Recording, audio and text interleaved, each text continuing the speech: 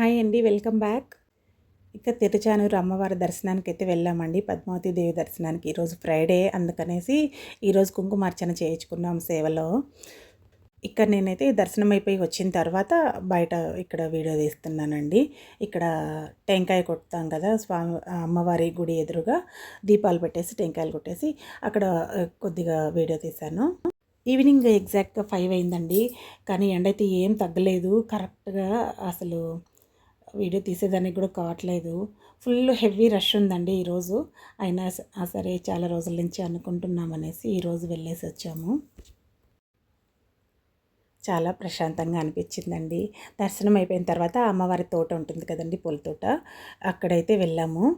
అప్పటికి అమ్మవారి ఇక్కడ ఊరేగింపు కూడా అయిపోయిందండి. 4 అంట, మాకు తెలియదు. 3కి అర్చన చేసుకున్నాము. ఇక అక్కడి నుంచి బయటకు వచ్చి టెంకాయ కొట్టుకొని అన్నీ ఇక్కడికి వచ్చేటప్పుడు 5 అయిపోయింది. ముందే అనుకుంటే మేము ఆ టైంకి ఇక్కడికైతే వచ్చేసిండే వాళ్ళము. అమ్మవారి ఉద్యానవనము అనేసి ఇక్కడ ఉంది చూడండి, పైన ఆర్చ్ దగ్గర. ఇక అప్పటికి 5 అయిపోయింది. మాకు ఈవినింగ్ పూజ ఉందండి, సంకటహర చతుర్థి ఈరోజు. 2 కలిసి వచ్చాయి కదా. ఇక ప్రసాదం రెడీ చేస్తున్నానండి. నేనైతే శనగలు ఆల్రెడీ ఉడకపెట్టేశాను. బాగా టైర్డ్ అయిపోయాను. ఇంటికి వచ్చి 5:30 అయింది. ఇంకా మళ్ళీ అన్ని ఈవినింగ్ ఇంకా మళ్ళీ దీపాలు పెట్టుకొని ఇంకా అంత ప్రసాదం అంతా రెడీ చేసుకొని వెళ్ళానండి. తర్వాత పెట్టేస్తున్నాను. ఇప్పుడైతే ఫైనల్గా 6:30 అవుతుంది.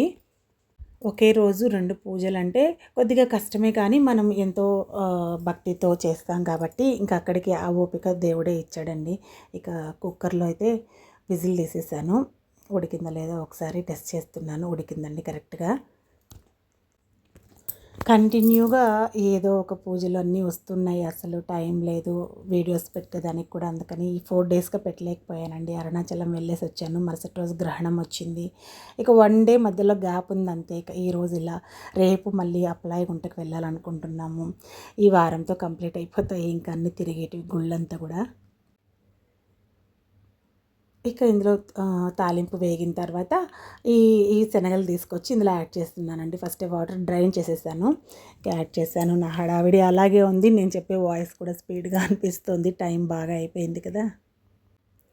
ఇక పరుగున ప్రసాదం తీసుకొని గుడికి బయలుదేరామండి. అప్పటికే 6:45 అయిపోయింది. అప్పుడే స్టార్ట్ అయిందండి స్వామివారి పూజ.